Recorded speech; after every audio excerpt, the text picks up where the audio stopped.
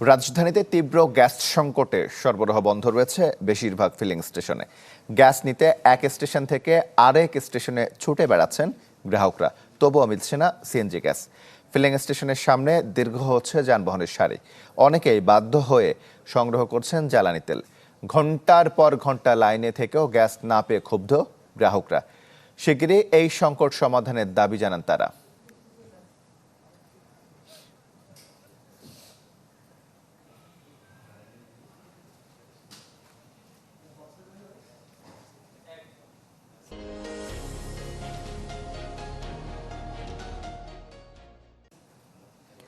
এ বিষয়ে আরো খবর জানতে রাজধানীর তেজগাঁও থেকে সরাসরি যুক্ত হচ্ছেন শফি মাহমুদ সাগর।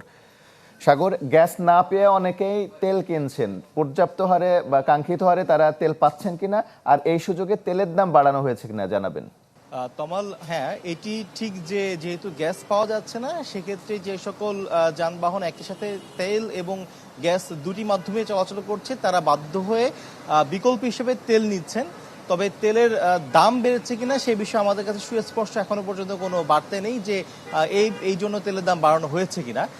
তবে তেলের চাহিদা বেড়েছে, একই সাথে হচ্ছে যে আমরা দেখেছি যে তেলের লাইনে এখন একটু লাইনগুলো বেড়েছে, কারণ হচ্ছে যারা গ্যাস নিতেন যেহেতু দুটি করে লাইন থাকতো, সেক্ষেত্রে এখন আসলে লাইনটি একটি হয়ে গিয়েছে ফিলিং স্টেশনগুলোতে, এবং সেক্ষেত্রে আসলে যারা গ্যাসের বদলে তেল নিচ্ছেন তারা জানিয়েছেন যে মূলত সাশ্রয়ের জন্য তারা গ্যাস ব্যবহার করতেন, কিন্তু যেহেতু এখন আর গ্যাস পাওয়া যাচ্ছে না, তাই চলাচলের জন্য বাধ্য হয়ে তাদেরকে এখন তেলে শিফট করতে হচ্ছে। একই সাথে জানিয়ে রাখি যে আমি এখন এই মুহূর্তে যেই স্টেশনটিতে আছি সেটি মূলত সিএনজি গ্যাস বিতরণ করে থাকে এবং এখানে তেল দেওয়া হয় না। তো একমাত্র বলা যায় যে গত 4-5টা স্টেশন ঘুরে এসে আমি এখানে দেখতে পেলাম যে এখানে গ্যাস দেওয়া হচ্ছে, তবে গ্যাসের চাপটি অনেকটাই কম, যার কারণে যে সকল যানবাহনগুলোতে গ্যাস দেওয়ার ক্ষেত্রে হয়তোবা 2 থেকে 3 মিনিট সময় লাগতো, সেক্ষেত্রে সময়টি বেড়ে প্রায় 5 থেকে 10 মিনিট হয়ে যাচ্ছে। এবং একই সাথে যারা গ্যাস নিতেন তারা আসলে যেই পরিমাণ নিতে পারতেন সেই পরিমাণ দেওয়া হচ্ছে না, এই দাবিটিও আমরা শুনতে পেরেছি।